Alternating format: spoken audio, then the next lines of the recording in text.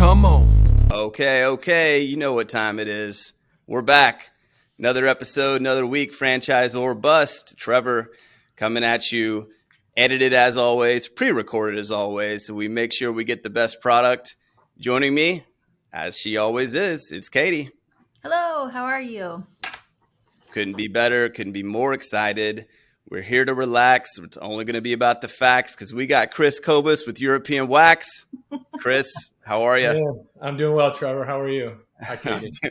I'm doing great, man. We're really excited to have you on. We've over these last few weeks, we've had some folks on of with some various degrees of experience inside of franchising, various sizes of different brands that they work with, and super excited to have Chris on today because of his many years inside the franchise space, especially when it comes to kind of the health and wellness and beauty space, as well as being a part of some larger brands and some brands that are not only larger now, but still in heavy growth mode. So super excited to have you on and kind of talk through, what it is exactly that, you do over at European Wax, what's really driving you all's kind of differentiating successes here inside of your space. And so why don't we maybe just start there? We'll do a little intro, just kind of tell us what you do over at Wax and really, maybe a little touch on some of the highlights about European Wax Center that really sets it apart in your industry.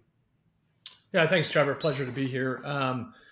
So European Wax Center is a really interesting brand to be a part of. So my scope at European Wax Center is really it's really responsible for the brand, responsible for the overall guest experience. So everything from attracting new guests to making sure that when they walk in, they walk out feeling unapologetically confident. My team also develops and creates our proprietary product line, so EWC product, which is an amazing, best-in-class pre- and post-wax product. My team also handles PR and all the other different functions. And so at the end of the day, what we do, and really my scope of my role ends when the wax suite door ends, and then our professional estheticians take it from there and really develop our proprietary patterns and waxing techniques. And so, European Wax Center is the largest out-of-home waxing provider out there. We have 850 locations across 44 states. So, we're 10 times the size of our next competitor. And so we play in a space that is so fragmented with mom and pop shops, right? And so when our founders started pushing down and getting into the franchise space, it was really about expertise, and it's about having a consistent experience no matter which location you go to. And so we felt like this, and they were the category creator of out-of-home waxing, right? They started the company sitting back and realized it was a back room type of service, and then quickly realized that if you professionalize it and really create an opportunity for this moment of confidence when you're done with your service, that it could be something, we call it magic, right? And really our brand vision is really to be a loved brand synonymous with waxing, is really what our mission is. And we are super proud this year that we went public. And so really that was the next step of continuing to accelerate the growth of our brand. Yeah, that's huge. And congratulations again. What an accomplishment to get there. So it sounds to me then, one of the emphasis that you all have and have had for a while, but something that now, you are really centrally playing a huge role in, is driving what that customer experience is with the brand, so that they're interacting with the brand, not just because of the service itself per se, but they're interacting with the brand, and it really touches upon their kind of their emotion and their desire to be a part of the brand experience, that is so important to them. Maybe let us know just a little bit about, how does that play into not only being a big draw for the customer, but as you kind of look at the brand overall and your growth goals and how you guys want to continue to be that, you squash your competition now, but you want to continue to do that, continue to grow. How does that play into also recruiting and getting, new franchisees and new people interested in the business, that kind of solid product and the solid experience you guys have developed? Yeah, I tell you what, one of the things that I learned when I came over to European Wax Center, as you mentioned, being a part of pretty significant sized brands, really a lot of times you do that service, you do that product, and it was for yourself, right? And one of the points that it took me and really helped unclick or unlock for me is that European Wax Center and what we do, it's not for somebody else, it's for you. And when a franchisee, and we're talking to potential new franchisees, and when we talk about our managers and our front desk staff and our estheticians, and when we really clearly articulate that vision, is that it's when a guest walks in our centers, they do it for themselves and they do it for no one else. And then when they walk out and you ask them how your service was done, and they say, it was amazing, you've done a great job. They say it was okay, we immediately go to our training and going to our focus of understanding why. It's that guest recovery that continues to be that reoccurring revenue model, because our number one source of acquisition, sorry, Trevor, I would love to say it was your group, but it's really about referrals. And it's about when they walk out of our centers, it's about, I had an amazing experience and I tell all my friends. And that is really the magic that when we talk about this, both to our prospective franchisees, other guests, and our staffs, it's really about that feeling of doing it for themselves and making sure that every person that walks out of our centers have an amazing day. A lot of folks would assume that given you all size and you've gone public and all those things that you have, oh, well, yeah, sure, they have a clear brand vision, and well, they probably understand how to relate to their customers, et cetera. But that clear, precise vision that you just laid out really makes the whole engine work. It's kind of like you said, it's from the customer side to the franchisee side to each cog in the wheel. You guys are focused on that experience holistically, and that's what I think is driving so much success.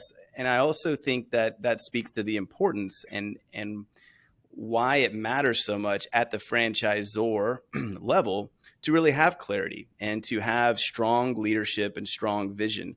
Maybe talk a little bit about what kind of that leadership is like at European Wax, and why you feel like that, really kind of culture, if you will, that you've established, and the culture of the leadership team at the franchisor level, how that's pushed down and how that's really driven some success. Yeah, I think it's there's several different elements to that. So we, coming from previous public companies, non-franchise business, coming into franchise business, and then really quickly understanding it, and then spending some time with the franchisees. So one of my mantras that I'm sure you've heard from me before or heard from other folks is the smartest person in the room is the one closest to the customer or the guest. And it's not me sitting in our corporate office as the smartest person because I know marketing and I understand guest experience. It's the franchisor, it's that center manager, and it's that esthetician for us that is the smartest person in every conversation we have. And so, this came to light during the COVID, when COVID started, and we kicked off our brand advisory council, and we utilized our brand advisory council. I felt like we were talking to them every single day. We were understanding the big picture of what we thought we had to go do. And then we would bounce and utilize that council to help say, now, does this make sense in your centers? Does this make sense from both a franchisee level to a center manager level, and then down to the guest level? And that was really powerful for us, especially coming out of COVID. I talk to my team all the time about, it may have, when you looked at the balance sheet and you looked at the numbers, it was depressing to see centers closing and temporarily closing. We were very proud of our growth during COVID, and we can talk about that later. But as we temporarily closed, I tell my team all the time, it was the armor that we put around that brand. All that work we did with our franchisees, and all that work that we did with our brand advisory council, we put that armor around the brand to protect us. We launched e-commerce. Your team was very closely tied to this. We launched e-commerce in 14 days because we felt like we had to create that relationship. As I mentioned, those products that were so valuable to us, to our guests, that they cared about their routine. You know what? We believe out-of-home waxing is the only hair removal that you should be doing. But guess what? During the pandemic, when we had our centers temporarily shut down, we actually explained to them how you can reduce your ingrown hairs and how you can do a different method of hair removal until we came back. And so that armor that we put around the brand for when we did reopen really helped accelerate our growth. And all of our numbers are public, and you can see how we've just significantly increased coming out of the pandemic, which is an example of your question of, like, it's not just us sitting in our corporate office. It's not just the franchisees. It's that partnership between that is very, very important for our success as a company and for that relationship we have with our guests, which is the most important thing that we think about on a daily basis. And I think just from experience inside the world of franchising, occasionally as brands get larger and they do have a very strong corporate team, and they do have a very strong team, franchisor, and they're well staffed and they have big vendors, a lot of those things that are just natural as you grow. Sometimes they can lose sight of the fact that it's still those boots on the ground, in those brick and mortars that are really turning, they're really kind of, driving the numbers and driving the success. And if they're failing, or if they're not, having input be heard, then things can start to go downhill. So I think that's amazing. And it's also good too, because just like you mentioned, during a really tough time, you all dug in and said, okay, we're all in this together. We know that the centers themselves and the franchisees themselves are hurting bad. Yeah, we're not exactly happy either, but we got to get in this together. And that's always a great recipe for success, but also it's a great recipe for trust and morale, and that feeds into culture.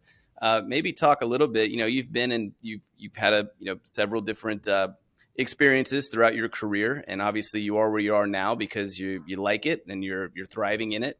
Talk about the importance of the culture at the franchisor level, and how that kind of proliferates its way down into the network itself. Yeah, I tell you, people work for people, and it's the kindness and how you address the most difficult situations is really what helps drive culture. I talk about it all the time. The more you talk about culture is when you don't have culture. Culture's felt, not talked about. And I try really hard not to talk culture and just live that kindness and understand that people are people and people work for people. And when you understand that people work for people, that culture is really important. We have a very clear set of values that we take very seriously in how we address and how we move from a tactical idea or big strategic idea to actually then taking it down to the franchise level. And we always push it against our values to make sure that are we living our values, and one of our values are having fun while being awesome. And if we're not having fun, if we're not awesome people, and we're not giving back, those are the things that we have to live at the franchisor level. Because if we don't do it at the franchisor level, there's no way we're going to expect our franchisees and our centers to actually live that as well, because it's just not going to translate well. And so we spend a lot of time, we have our field teams helping with our franchisees to work with their groups to help with their teams. And if we look at their KPI reports, you'll see the centers that have the best cultures are the ones that have the best KPIs. And I mean, this is not new, and the ones that have tough cultures are the ones that struggle. And both in this incredibly tough staffing world that we're in today, there are some franchisees that have great culture and they're like, what staffing problem? And there's some that are struggling in that. That's not all cases, but it's a good mantra or it's a good direct line that we kind of try to push through. And I think it's important for us to all make sure that we live by those values. One thing you'll hear David Berg, our CEO, talk about, we all agree on it, our says must match our dues. And if we continue to work with our franchisees that what we say and our dues match, the numbers and the KPIs all come along because it's all working for us. You're hitting the nail on the head for just the principles by which a franchise brand, especially of your size, continues to succeed and continues to really move forward. And you've touched on several things that I think are super important when it comes to how you interact with and deal with the franchisees, how you listen to them, you take that feedback, how you establish your culture from the top down, as well as ensuring that you're being ultra responsive when either times are bad or times are good, coming out with new product lines, etc. So let's talk about the good times, because you all did have a pretty epic event in your business not too long ago and going public. And the challenge at this point obviously is, hey, now we're living in a space of maybe a little bit more expectation, maybe a little bit more, potentially a little more pressure, but really exciting pressure and pressure that's going to come with strategic growth and how you're going to move. So by all accounts, by any measure, European Wax Center, again, dominates the industry.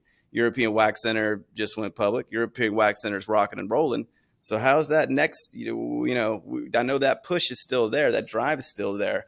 Well, where are we going? Where's European Wax going? And you've hit the fundamentals of how you got where you are and how you're staying where you are. But are there any other things that you're going to be pushing forward for more? Yeah, Trevor, I think you actually just answered your own question. I think it's the fundamentals are what's going to get us there, right? Our growth vectors are pretty simple. It's continue to add dots to the map. We've done extensive work. It's all public information about, we think that there's 2,000 to 3,000 more dots that can be put on the map. And then the other side is same store sales growth. And we have a very clear vision on how to deliver on our same store sales growth and continue to drive new acquisition. And quite frankly, it's about making the guest day at the end of the day, because those are our advocates that we drive. So really I've communicated to my teams, there is this perceived pressure that because we're public, we have this and that I have to go do. I've been in public companies for 20 plus years. It's just not the truth. The truth is you deliver on your metrics and you deliver on what your objectives are. And it's a really fun ride to be a part of. And me, from a leadership perspective and the rest of our ELT, we focus really on focus. In 2022, you'll see us focusing on, because we don't have to go off and think about these new and disruptive ideas. We are the leader. So we will continue to push and deliver and focus on what has got us here. That'll get us there. And so that's the breathing room that we're allowing our teams to have, to think about continuing to execute flawlessly, is what's going to get us and continue to deliver our numbers every single quarter, every single day. And quite frankly, that translates to our franchisee network as well, that if the corporate office and the leadership team and the teams that interact with the franchisees on a day-to-day basis are not continuing to drive change, but they're continuing to deliver on the same KPIs and the same focus points, then they feel they're empowered to do the exact same things with their teams. And so, we had a really busy year outside of the IPO. We launched a new loyalty program last year. We launched a new product line, like, as I mentioned, the EWC product. All of this was in preparation for us to be able to say, let's focus on 2022 and beyond, and on those two very simple growth vectors, which is adding new stores and delivering on same store sales growth. I don't know, Katie, this might be the easiest, are they going to franchise or are they going to bust ever? Because they have already franchised. I mean, it can't be a bust. There's no way. However, we have an extremely unbiased wheel that gives you an immensely positive chance of hitting franchise. And let's leave it up to the wheel. Katie, are we going to franchise or are we going to bust? Oh boy. Who could have seen that coming? I don't even, unbelievable. We have to let it hit. Yeah, we'll forget about that. That didn't happen. Oh. I was saying I only saw bust on that wheel. So what? No, come on. I think it's really odd to see that. But are you? No, that doesn't make any sense. I don't know if you've ever been to Vegas with Trevor. You'll realize that wheel's usually the other way around. Yeah, the busting is consistent out there. That's for sure. Well, very cool. So we're establishing great fundamentals is leading to success. You guys have a clear clear vision in mind, all those things, super important. I really like something you mentioned just a little bit ago, that, you all are going to have fun and be awesome at it, right? Or did I get that? We have fun while being awesome. Fun while being awesome. I love that. So talk a little bit then about, maybe unpack that a little bit. What are the things that you do to elicit fun? One of my mantras for my business is I want to have happy, excellent employees. And then I break that out and kind of filter out, what does that mean? Well, how do I make you happy? Well, how are you excellent? What do we do?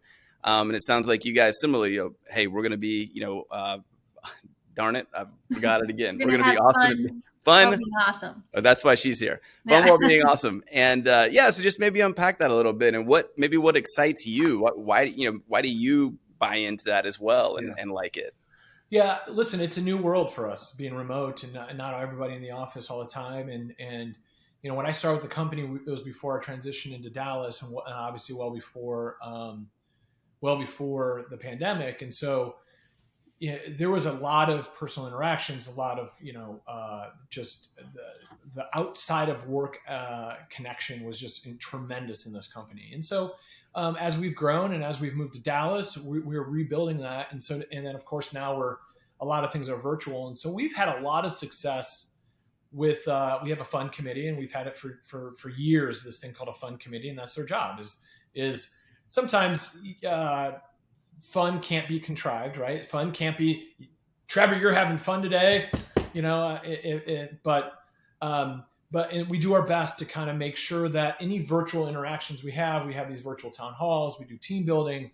The last one we had right for holiday, we did cigar rolling. So we sent everybody cigar kits, and we all learned how to roll a real cigar. And I thought that was tremendous. It was one of those things where I'm like, HR, are you okay with this? Like, all right, we're rolling cigars today. So we're trying to do different things consistently with that. I think being awesome is really living morally aligned and keeping that you could be awesome without being the life of the party, right? You can be awesome because anytime I call on you, you're gonna drop what you're doing and just let me know how I can help you personally. Let me know how I can help you. That's being awesome to me, right? I mentioned kindness. It's like, what, we all. Some people will disagree with me, but it's life-work balance, not work-life balance. Like, we are living and we're doing what we love to do so we can live the best life that we possibly can, and we can give it to our children and things like that. It's not, I am working the best job I can, and then I'm going to secondly go and live a life. That's a difference, and I empower my teams to think that way. Also, I give them think time. I will tell you, last year, honestly, if you asked all of them, they would probably tell you it was a lot of work, because we did a lot last year. And this year I've committed to them that there's think time. And I want them to, whether they're taking the master's classes that everybody's doing these days, or they're continuing their education, they're reading, they're doing a stretch project. Like, hey, you really want to be an influencer? Like, let's give you some time to go do that stuff. That's being awesome. And that's having fun because you're allowed to go do those things. And then now, we'll see how the world opens up or doesn't open up, but we plan some in-person activities. I'll never forget. I'm a big fan of having fun while we're doing giving back, and so we did it was a local donation place, and I had my whole team go there. We showed up. What it ended up being was that we ended up sorting dirty clothes to be washed for donation, and that was before masks and gloves were what everybody did. So we're masked up and gloved, 6 months before the pandemic. And it was, at the surface, you'd say, oh my gosh, that would have been terrible. But we had so much darn fun doing that stuff, because there's some of the stuff that it's changed how I donate, for sure. I wash it and I make sure it's sorted, because it's incredible what people donate. So anyways, long-winded answer there, but there's so much to do there. I don't think it's ever done. Yeah. And the importance cannot be understated. I mean, just like you mentioned at the top, people work for people, and that sets the tone. I mean, you as the leader of a team and one of the leaders of this very successful brand, people look to you and they want to, know your values and things like that too. And it's super important that you have clarity in that. And we appreciate you sharing those things. One thing I was kind of thinking about too, that I think is cool and important as we're talking about some of the, obviously some of the differences are going on nowadays versus others. And it's crazy how regional some of that can be. You might talk to some of your franchisees and things in certain parts of the world, and it's maybe a little different than others. But as we hopefully have a positive, let's fingers crossed, outlook about the rest of this year, what are some of the things that are important for you guys, the franchisor level, to kind of stay active in terms of like associations and being together with your fellow peers, folks that at the franchise that are also at a franchisor level, say, hey, let's interact, and I'd like to get information from you and talk and whatever. And maybe, again, fingers crossed, let's hope maybe that's going to more places this year and doing those things kind of like normal or whatever it may be. Kind of talk through what your philosophy on that is and the importance of those things. Yeah, no, I think personal interaction. We can go down a pretty far rabbit hole here, Trevor, with the decision to be remote versus virtual. So we're largely remote now. I worry for the opportunity cost for the folks that are growing their careers today. And not that you and I stop growing our careers, we are always doing that. But some of the folks that are freshly out of college and continue to grow, I learned so much about, not about the craft of what I do, about how do I interact, how do I have that relationship, how do I build relationships, how do I present to senior leadership, just by being around it. Not because I was told to go study this or do it, I was just around it. And I fear this virtual world's it's a scheduled Teams or a scheduled Zoom call. It's not organic. It's not me seeing the CEO in the hallway talking to so-and-so, and he asked me how my dog's doing. That's a moment for me to be able to speak to a senior leader at the time when I was growing my career, to really get that momentum going. And I fear that there's an opportunity cost to that. And so I've challenged my team.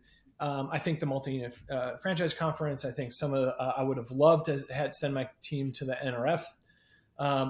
We actually had plans to go there, a CES, just because, it might not be really relevant to us, but it's a really cool damn show to go to, right? I think it's an awesome place to be. Yeah.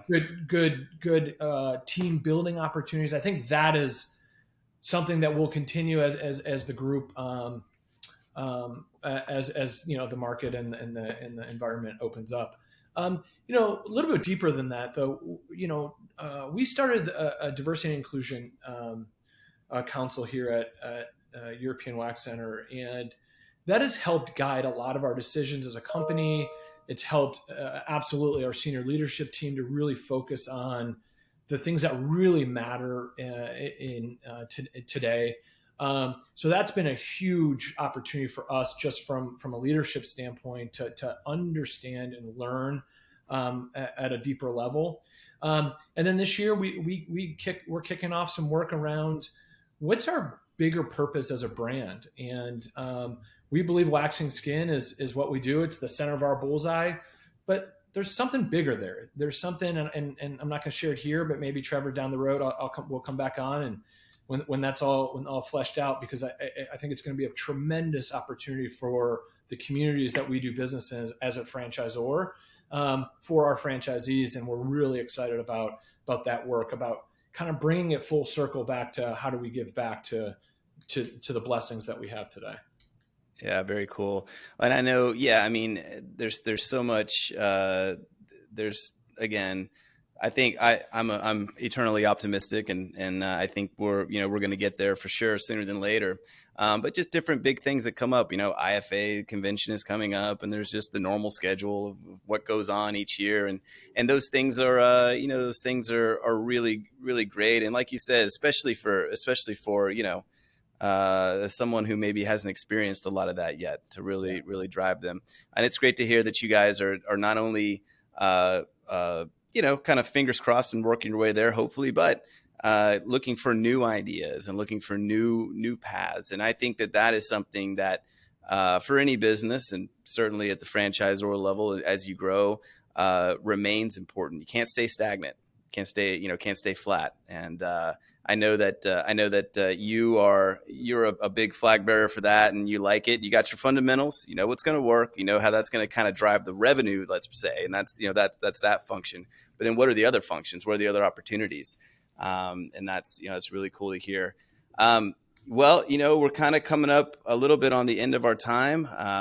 If you guys listening liked this, make sure that you don't send me a fax, because I won't check it, because this has been a nice chat with Chris from European Wax, and that's what's important. So just hit the like, subscribe, download this, go back to it, listen to what Chris said today. He is a true expert in the field, giving us a wealth of knowledge about what's so important on the human side is what I took away from this, the experience side, the human side, making sure the customer really, really feels that, making sure the folks working at the franchisor level feel it, because that's going to make the franchisees there as well.